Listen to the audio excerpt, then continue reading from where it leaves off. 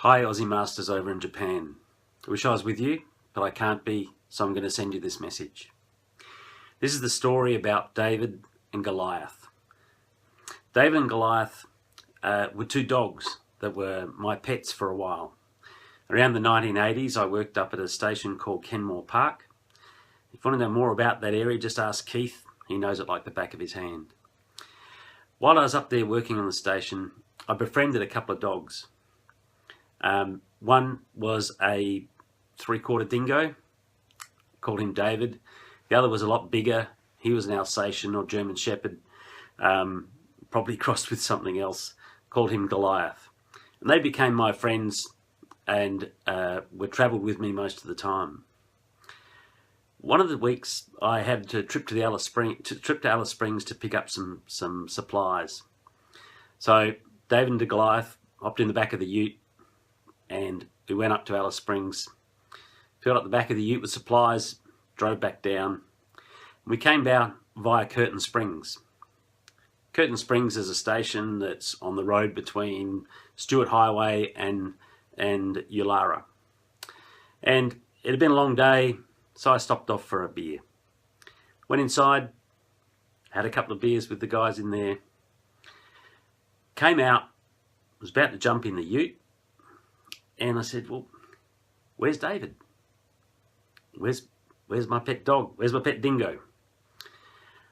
I looked around, and next to the pub, there happened to be a wildlife reserve. 6-foot chain fence around it with, some wallabies and, some nice things that the tourists could come and see. And David was inside the enclosure. Closer inspection, there was a bit of damage inside the wildlife park. It was only a small one, but there wasn't much jumping around in there anymore, except for David.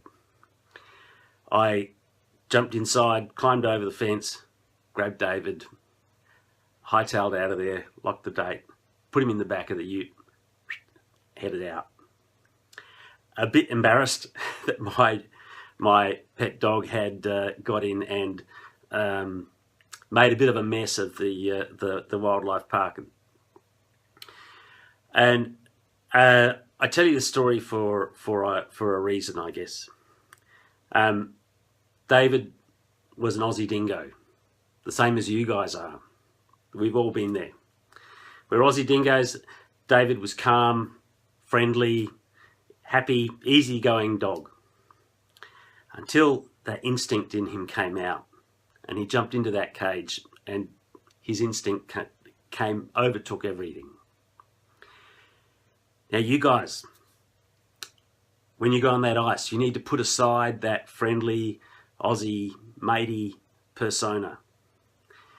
You need to dig in to get your competitive instinct and bring that onto the ice today.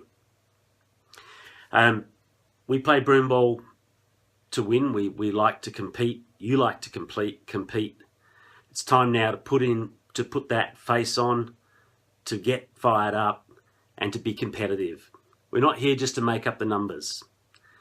Yes, we can be that friendly mate, that dingo, happy, friendly face, but now's the time to pull out that competitive instinct. Don't lose that will to win. Take it onto the ice. Remember all the strategies you've been practicing in the last couple of days and get on that ice and be competitive. Take it to them, guys. Give it your 100%. I look forward to hearing the result. See ya.